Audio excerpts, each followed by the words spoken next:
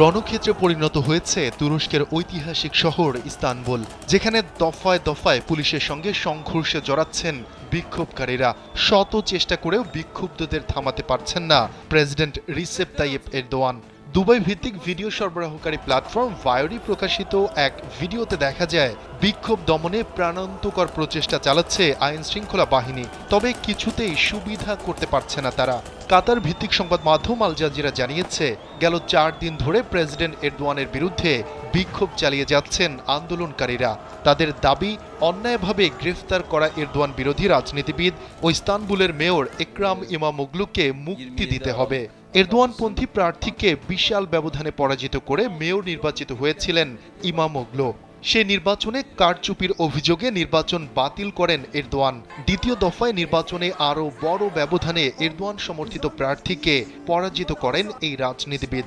এরপর ঘোষণা দেন তুরস্কের পরবর্তী প্রেসিডেন্ট নির্বাচনে এরদোয়ানের বিরুদ্ধেও তিনি লড়বেন। এরপরই দুর্নীতির অভিযোগে গ্রেফতার করা হয় জনপ্রিয় এই রাজনীতিবিদকে। তার মুক্তির দাবিতে দিন দিন বিক্ষোভে অচল হয়ে পড়ছে ইস্তানবুল।